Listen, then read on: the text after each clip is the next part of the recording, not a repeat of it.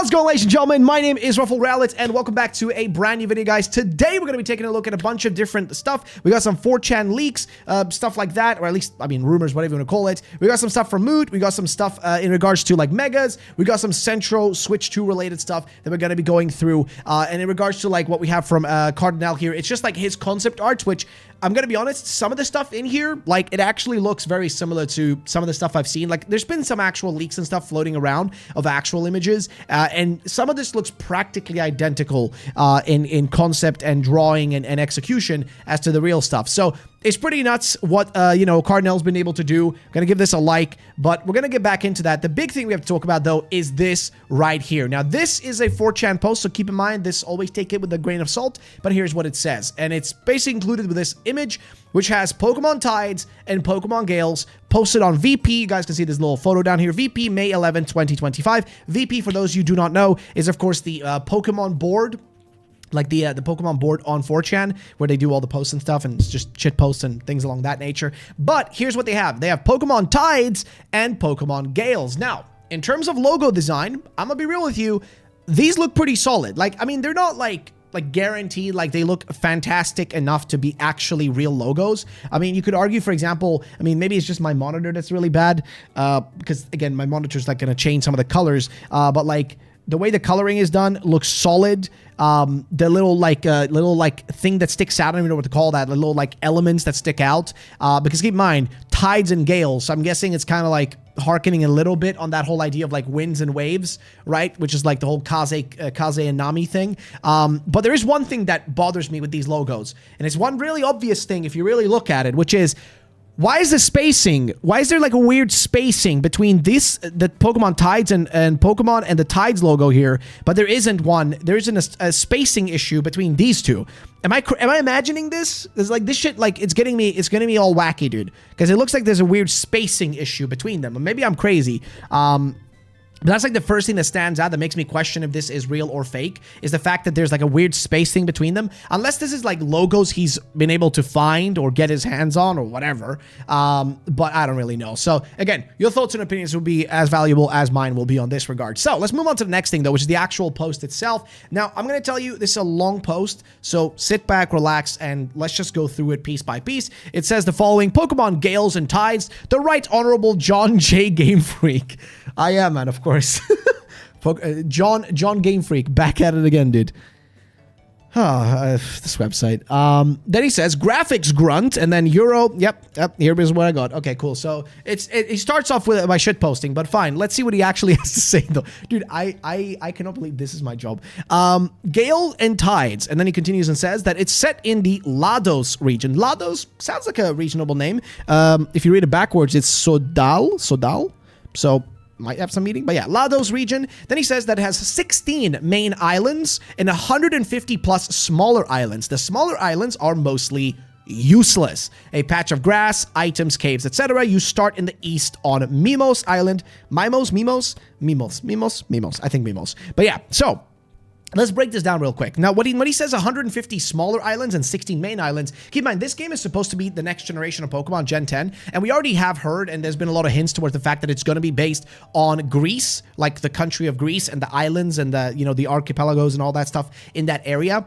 And if they are basing it on that, and if some of the leaks are correct, then we're going to be traveling, obviously, between these islands. Like, it's going to be kind of similar to a little bit of Hoenn, mixed in with a little bit of Alola, like those two mixed together, because at least in Alola you travel from island to island, but it doesn't have like that seamless feeling like it had in Pokemon, you know, Ruby and Sapphire, because in Ruby and Sapphire, when you travel to island, there's an actual surf path that you can actually surf past. But I feel like in, unless I'm mistaken here, but there wasn't like if you wanted to go from island to island, I mean, you could surf in areas, but you could never really surf directly from an island to another island in Sun and Moon, if I'm not mistaken. I mean, I could be crazy here. Maybe I'm just misremembering, but I don't remember you being able to do that, right?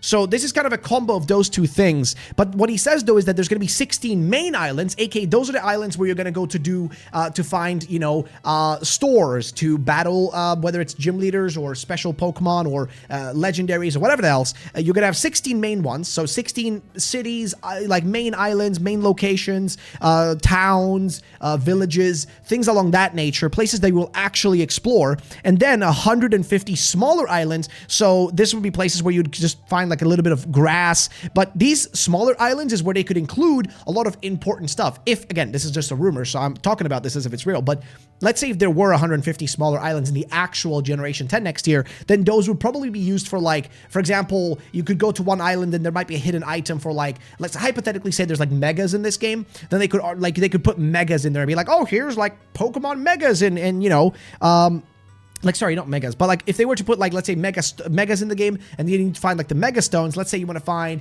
the Gyarados or whatever it's called for Gyarados, then it would be on one of those small islands just randomly somewhere, and you have to go and find it yourself. So the principle of what I'm trying to get across here is that the small islands would still serve a purpose. They would be for you to explore and look for shit. And if there's little caves and stuff and items to collect, there would be a purpose to actually go to them, but not like a massive, gigantic secret thing there, but like there might be something, right? So I think it's valuable. And then the 16 main islands, pretty solid chunk. But they move on to the next thing, which is mentioning the actual starters. So here's what the starters are. Starters are Emba, it's a fire goat, so there you go. And I've already heard like several rumors already mention that there is going to be a goat starter. Like, I don't know why, but there's been so many rumors that keep like hearkening on that same exact concept. And I don't know if there's anything particular that leads people to believe it, but they keep bringing it up. They keep bringing it up, all right. They keep mentioning it. So I don't know, man. The next one though is an Octopop. Wait,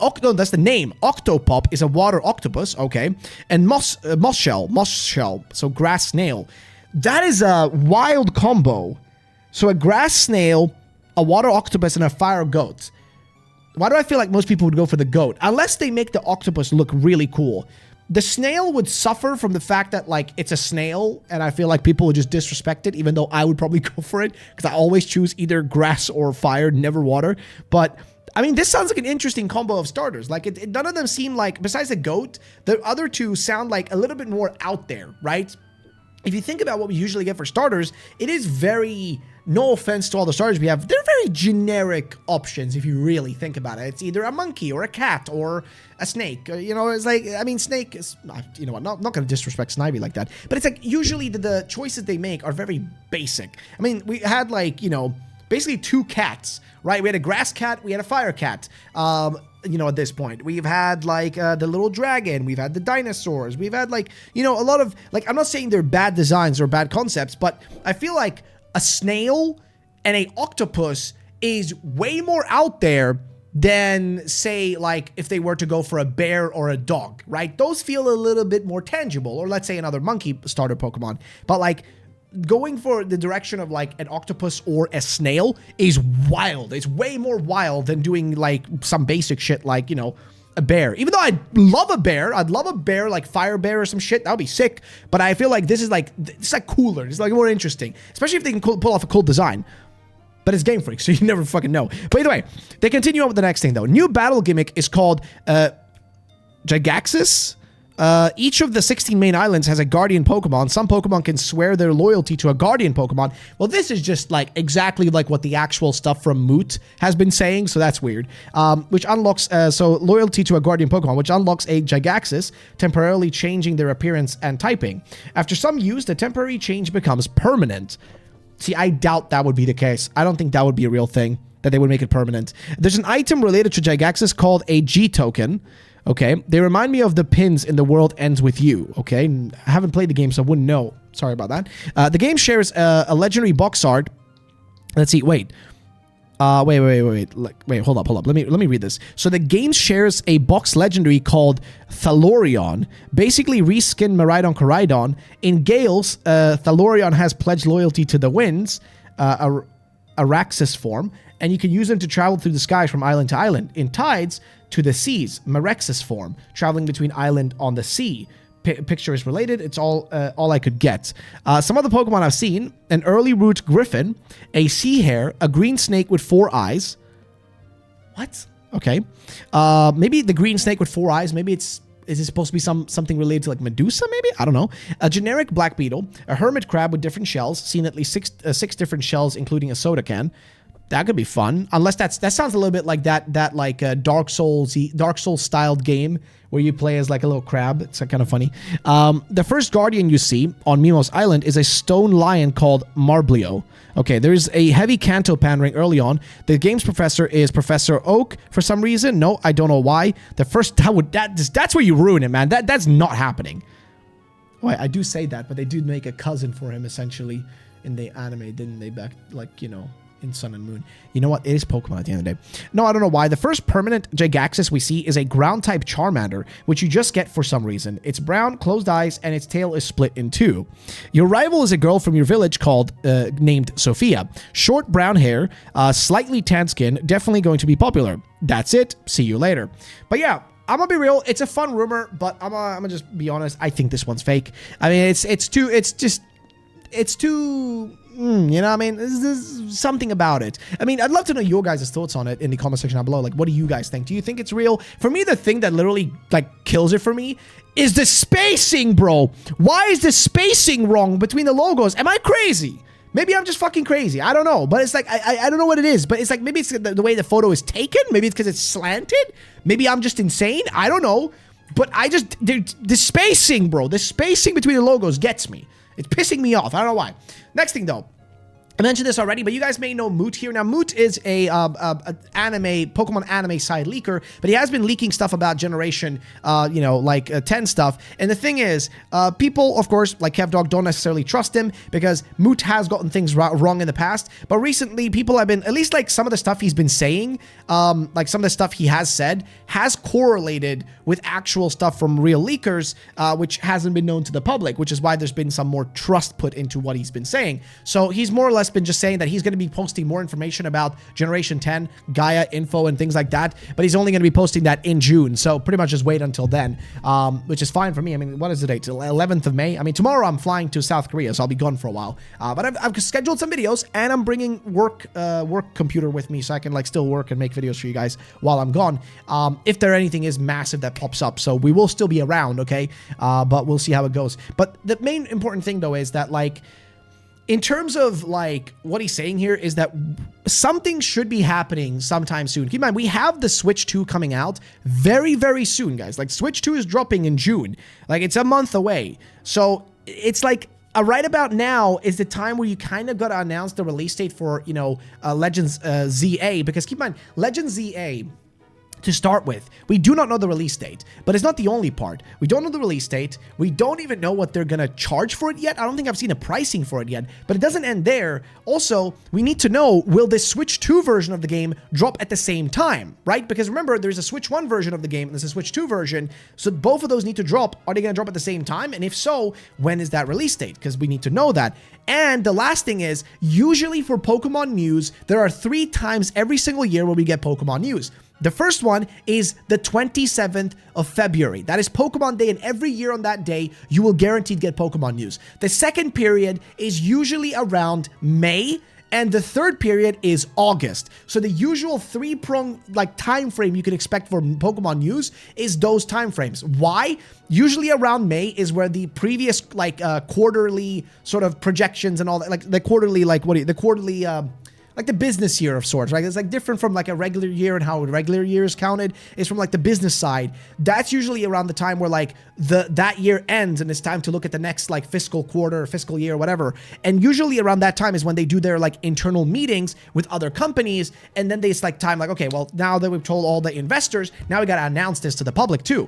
And that's around May usually. Usually they do it around then. They do press conferences and things like that. So May is usually when they do it. And then August is when Pokemon Worlds is always happening. Pokemon World Championship isn't always in August, and that's usually when they announce at least something. There's always like a little trailer to show some extra stuff. Last year, we got nothing. Nothing in May, nothing in August. But this year, it would make way more sense to get something, especially if the game is coming out, as they say, late 2025. Late 2025 is anywhere between September and basically December. So anywhere in between that time frame. And that is, right after August. So it's the perfect time to put out another trailer for Legends EA, get people excited, get people pre-ordering. yada, yada, yada. You get the point. And then you drop the game in like September, October, which is the most realistic time frame if you're going to be honest. So yeah, that's the general gist of what I'm trying to get across there. The next thing though, of course, I've already talked about it, but Cardinal's been going crazy with some of these like drawings and not drawings, actually. It's like 3D art that he makes, but he also draws really well. It's not even, doesn't end there. He makes like really good shit. And some of these designs actually, according to actual leakers and people that know stuff and some of the stuff that I've seen, they look pretty accurate, okay? They look pretty accurate to the real thing, which is kind of nuts. But yeah, I'd love to know your guys' thoughts and opinions, what you think about these arts, because you can pretty much assume that most of them are going to look like actually like this. And if so, do you like these designs? I'd love to know.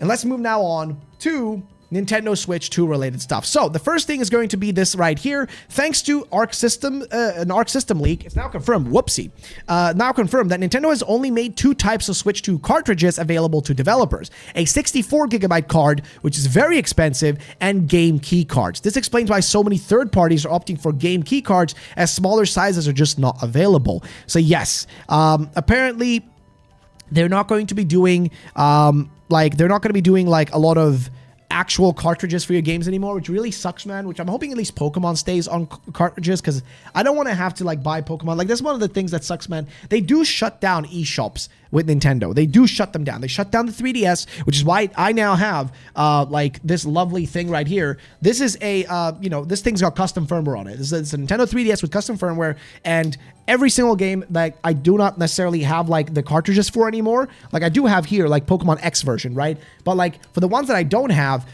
they can be loaded on here if I cannot buy them, because now also people are charging ridiculous prices for 3DS games. If you want them in cartridge, it's insane. It's like this always happens, because like eventually, and I understand they have to shut it down eventually, but it's like, it gets a little ridiculous when you cannot like even play the stuff you have, or you cannot buy the stuff that you want to play.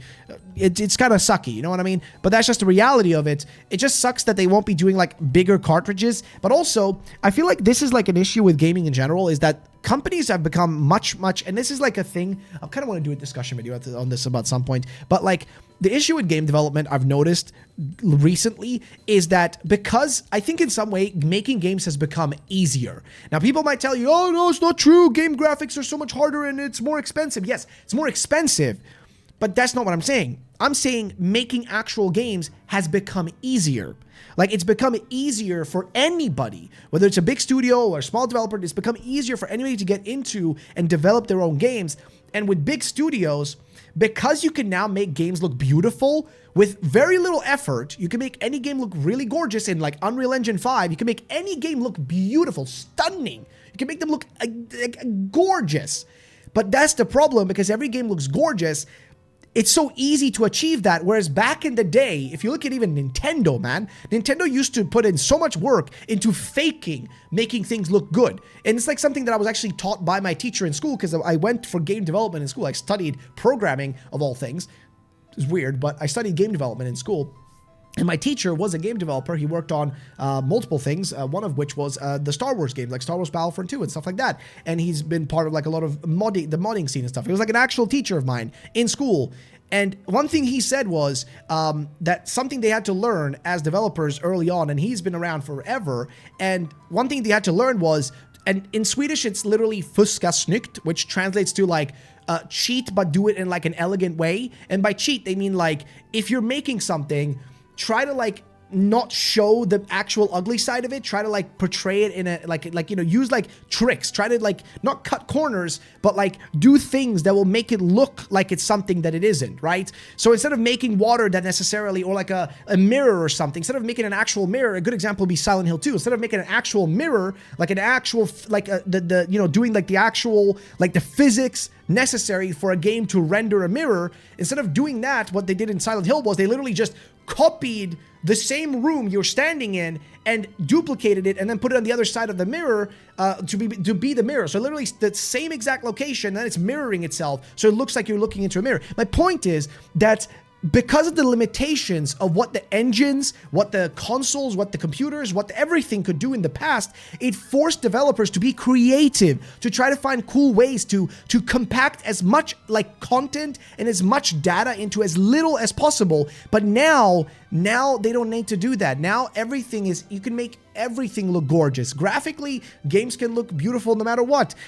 So it's really sad that now it's so easy in a sense to make good looking games because you don't have to put the effort in. There's like sort of like, because of the lack of limitations, it removes that, like, it also makes there a lack of almost like a necessity to be creative with how you optimize your games. And it's really sucky, to be honest with you, because then we wouldn't be worried about this. 64 gigs would be more than enough for pretty much every game. But unfortunately, that's not the case. We just live in a world where that's not a possibility. And it is what it is. It's unfortunate, but that's just reality, and what can we do? But nonetheless, that's one of the things. The other thing, though, as well, is that apparently Nintendo is open to increasing the price of Switch 2 depending on tariffs. Now, this should not affect European prices. If you're in Europe, shouldn't affect you or us in any sense, because as far as I'm aware, we are, at least in Europe, most countries in the European Union are not putting any tariffs on China or Vietnam, which is where the Switch 2 is being produced. We should be fine. At least I think so. So we should be okay in that regard. But if you're in the US, you may be in trouble if this does happen. And of course, the next thing is that there was actually a teardown that was actually done of the Switch 2, which was somebody did a teardown of the actual Switch 2. Lots of interesting information. For example, the SoC was taped out in 2021. Without COVID, we could likely would have had already been playing the Switch 2 for a while. So interesting that they had already been like messing around with it for that long. And you can actually see some performance data here, which is really crazy, actually. A simulated benchmark performed on a PC with the closest specs to Switch 2 shows this GPU is in docked mode is pretty good. Now, keep in mind, what he's saying here is this is a simulated benchmark. So this is what they did, a simulation trying to make, trying to get like the same power of what the Switch 2 is supposed to have once we actually get it, try to simulate that with an actual computer. So there is going to be a discrepancy, because either it's going to maybe A or B, right? Either A, the PC runs better than the Switch does, like maybe there's some small elements that make the simulated version run better, or option B, the Switch will run better because it is better optimized to run as a console and doesn't have all the bloat that comes with having a computer. But if we do the comparison here, though, you will notice that the Switch 2, at least if my head is not blocking it, the Switch 2 actually comes in pretty high. I mean, on this is like the 3D Mark Steel Nomad Lite GPU performance. This is like the GPU test, right? Looking at it, it basically like has the performance of like what, an RTX 2050 downclock. Oh no, so they're running an RTX 2050 downclocked GPU for this test rather, and it comes out to about the performance of a. I mean, it's better than a Steam Deck, but that's while it's docked, right? That's while it's docked. When undocked, the performance of a Steam Deck is actually higher, right? Because they did a simulated, and I cannot move my big ugly face. Here we go. Now I can. So you guys can see right here, the simulated Switch 2 handheld, that one is actually lower. But then again, keep in mind, this data is not conclusive because it will be different when we actually see the real thing. It may be different. Actually, it might be even worse, or it might be better. We'll have to wait. But this is like, again, simulating it, trying to get it as close to what a real Switch 2 would be. And you will see that it is going to be like 2 to 3 times faster than the original Switch, at least on Geekbench 6, like CPU performance. In the CPU performance, it will be doing better. And it actually will perform better than even a PS4, according to this, which is, hey, yo, that's pretty neat. I'm not going to lie, man. But it does still get outpaced, if this is true, by obviously the PS5 and the Steam Deck, funny enough, which makes me really wonder. But then again, this is performance if we're comparing it, this is like performance in single core and multi-core. So it is getting outpaced, but it still is running pretty solid, nonetheless. You guys can see right here, Centra says it, Switch 2 performance, a simulated benchmark performed on a PC with closest specs to Switch 2 shows that the GPU in docked mode is pretty good, similar to GTX 1050 Ti. On a portable mode, it's on par with PS4. However, the CPU is pretty weak, considerably less than the Steam Deck, which is worrisome, because it will be wild, because all those people that shit on the Steam Deck, I'm sorry. Listen, I'm sorry.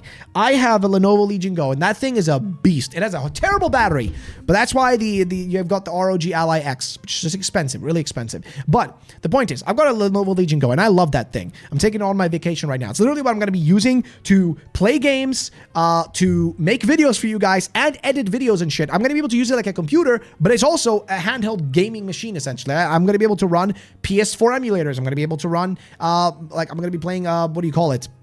Dark Souls. I'm going to be playing a lot of Dark Souls for some videos. I mean, can even run Pokemon games and shit. My point is, that thing is a beast of a thing in a small in a decently chunked package. I'm really hoping the Switch 2 will perform better than a Steam Deck, because then it will be more worthwhile. Because the thing with the Steam Deck is, it is great, but I've noticed from just like looking a lot of stuff up on handheld that it generally tends to perform worse than the ROG Ally and the Lenovo Legion Go, but has the best battery, I think, by far, if you don't compare to like the Ally X, which is more recent and has a way better battery. But it's just like an interesting situation nonetheless. So I'd love to know your guys' thoughts and opinions on all this. Are you guys going to be getting a Steam, sorry, not a Steam Deck. Are you going to be getting a Switch 2 day one? Let me know in the comment section down below. I'm still debating if I want or will or won't. The only thing that might motivate me is the fact that if like the stock runs out or if the price gets bumped, I don't want to be waiting until next year for them to lower the price or some shit. So that's like the only thing that might motivate me to buy one. But other than that, I'll have to wait and see. But ladies and gentlemen, that's going to be it for today. Thank you all for watching. I love you all. Thank you so much. And I'll see you in the next video. Peace out and bye-bye, ladies and gentlemen. And I will be flying to South Korea tomorrow. That's going to be fun.